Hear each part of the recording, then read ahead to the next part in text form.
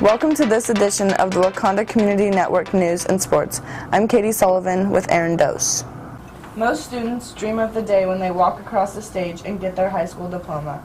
For others, it's sometimes years down the road when the importance of that diploma sets in. Kennedy Walsh tells us why. How would you like to make $13,000 more each year? That's what national statistics say a high school graduate will make over someone without a diploma or just a GED. The Waconda School District offers an adult recovery program that will lead to a high school diploma.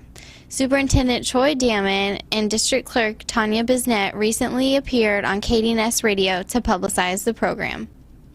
Did you know that the average high school graduate earns about $13,000 more each year than dropouts and GED recipients do?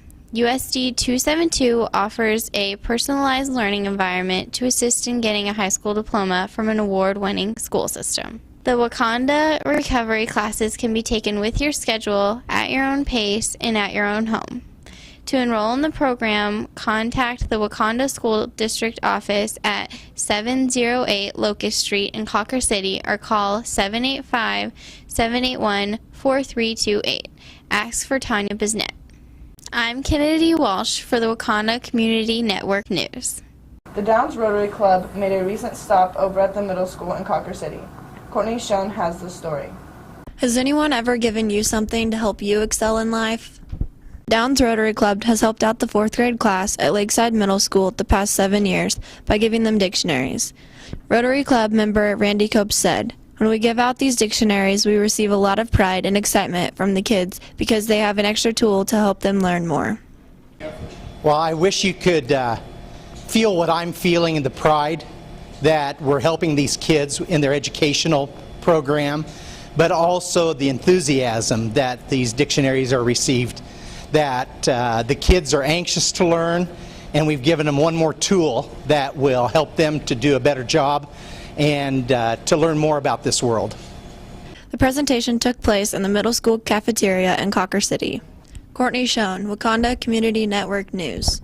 One of the features we will have on each broadcast will be a report from the students at Tipton Catholic High School. Reporter Michael Schmidt takes a look at a new instructor with a unique background. Have you ever seen a frog turn into a bird?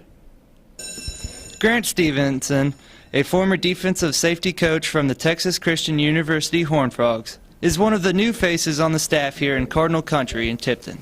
He says the slower pace of life suits him just fine. It's been a big change. Definitely a different pace coming from the college coaching to small 1A school here in Tipton, but I like it very much. I like the simplicity, the kids, and just I can still do what I love, teaching and coaching. Stevenson, a teacher, physical education, and religion of Tipton Catholic High School, he also is active as a coach, working at high school football, junior high basketball, and high school track and field. Michael Schmidt reporting for Waconda Community Network News. The Lakeside FCCLA students found a fun way to provide for the area needy. Miranda Swartz tells us how that was accomplished. Lakeside High School FCCLA members are helping the local food bank. They are encouraging the students to collect canned foods to donate. Kaylin Bono organized the FCCLA event. I planned the bracket, I got people around to help me ref and line judge and keep score, and I got the students involved by collecting cans to get into the event. This year they had a volleyball match instead of dodgeballs. Kaylin tells why. But we started to do volleyball just to change it up, I guess. This is why FCCLA members are collecting cans. We're collecting cans for the food bank, and the Chamber of Commerce is sponsoring this, and they're going to give the winning class a pizza party for lunch. Aaron, lots of sports action to report the first 3 weeks of the fall season. That's right, Katie. We've got a rundown of all 5 Lakeside sports programs. Let's start with Lakeside High School cross country. Justin Underwood talked to Coach Jim Nyhouse and filed this report. 4 meets into the season, the nightmare of injuries put a damper on the cross-country team. Of the 10 members, almost 1/3 of the members have gotten injured. Despite the injuries, Coach Jim Nyhouse remains hopeful. Well, I've been thinking that we're doing pretty well. We still have a lot of room for improvement, but so far I'm pleased with everybody's effort. The only disappointing thing is the health. Too many injuries. So still trying to get in shape and get better and better every week. Here's how the cross-country team has fared so far this season. At Tesket, September 5th, boys varsity placed 4th overall in the standings. Medalists were Alex Contaninas, placed 20th, Ben Hake, placed 22nd, Justin Underwood, placed 24th, and Drake Copes, placed 27th. On the girls' side, medalists were Jessica LaRock, placed 8th, Sheila Elmore, placed 23rd, and Aaron Brown, placed 25th. At the Smith Center meet, September 19th, girls' medalists were Jessica LaRock, placed 2nd, Aaron Brown, placed 12th, Sheila Elmore, placed 13th, Paige Stanfield, placed 17th, Sharon Harding, placed 23rd. Boys JV medalists were Drake Copes, placed 1st, Ben Hake, placed 5th, and Josh Alnordi, placed 10th.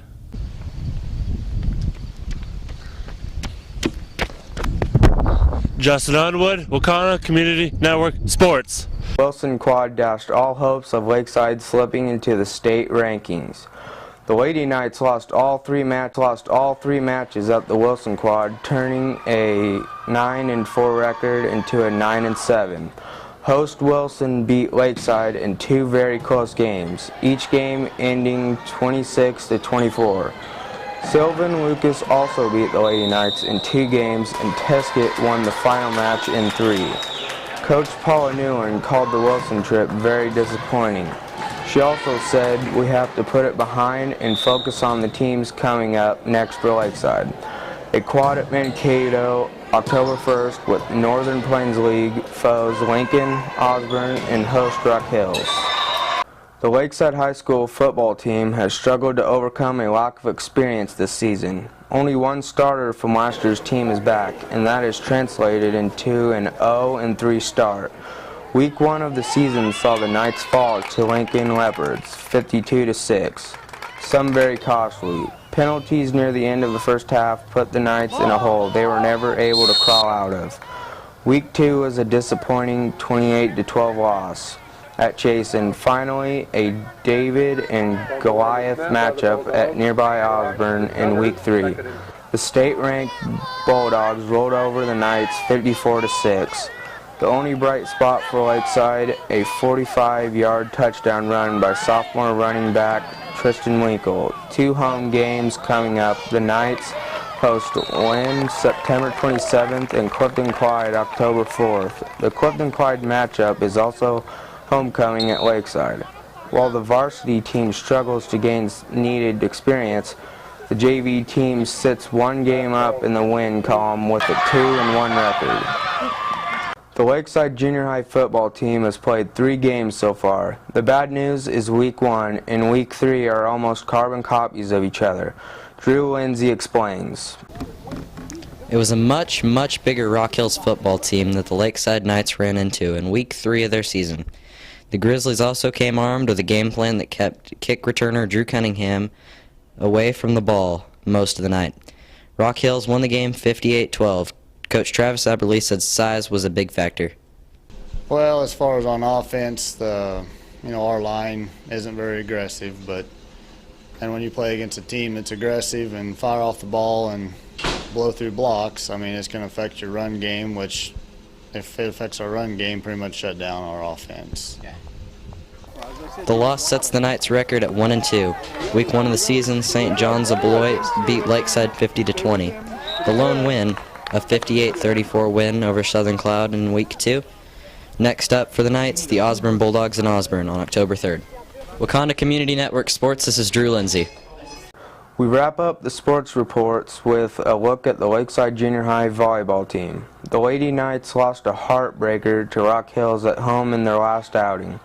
Lakeside won the first game 26-24, but lost the second game 25-20, and also the tiebreaker 15-7.